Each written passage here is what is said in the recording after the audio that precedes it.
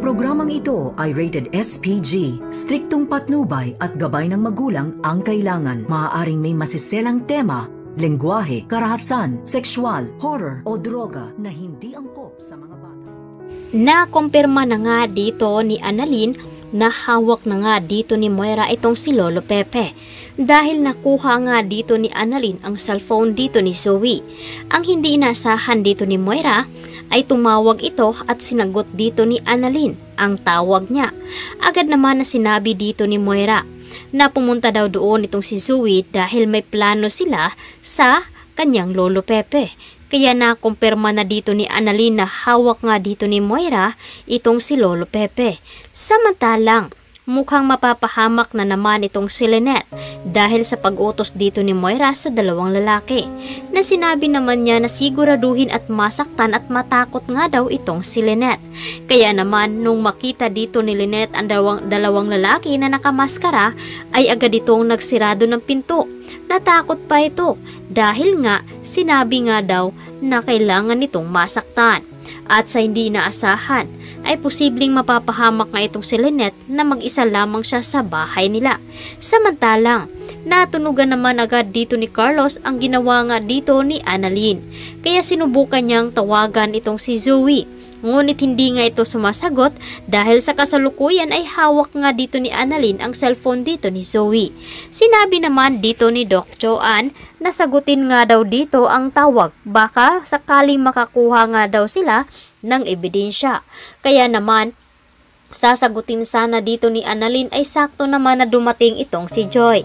Kaya agad niyang tinawagan itong si Zoe upang makuha muli ang kanyang cellphone. Ngunit nakatakas na nga itong si Annalyn at nakuha niya dito ang cellphone ni Zoe. Kaya naman doonan niya matutuklasan na hawak na nga dito ni Moira ang kanyang Lolo Pepe. Kaya agad tumawag itong si Annalyn dito kay RJ at Giselle na alam na nito umano kung saan nga itong si Lolo Pepe at kung sino ang may hawak sa kanya. Kaya naman agad natatawagan dito ni Lynette itong si Annalyn ngunit hindi nga ito sumasagot. At ito namang si Annalyn ay tinawagan si Giselle upang magpasama at puntahan dito ang kanyang Lolo Pepe. Ang hindi nga alam dito ni Moira na si Annalyn ang nakasagot sa cellphone dito ni Zoe. Samantalang nagalit naman itong si Lolo Pepe habang kaharap niya itong si Moira. Agad na sinabi niya dito na masasaktan daw lahat na nakapaligid dito kay Moira. At sinabi naman dito ni Moira na hindi nga daw niya masasaktan itong si Zoe. Sinabi naman dito ni Lolo Pepe na bakit hindi dahil hindi naman niya ito apo. At sa galit nga dito ni Moira ay agad itong humiram ng baril dito kay Baladja. At itinutok dito kay Lolo Pepe. Hindi naman natakot itong si Lolo Pepe dahil matanda na daw siya at handa naman daw itong mamatay. Ngunit hindi pa nga niya nasasabi dito kay Obeng ang tungkol sa pagkatao dito ni Zoe.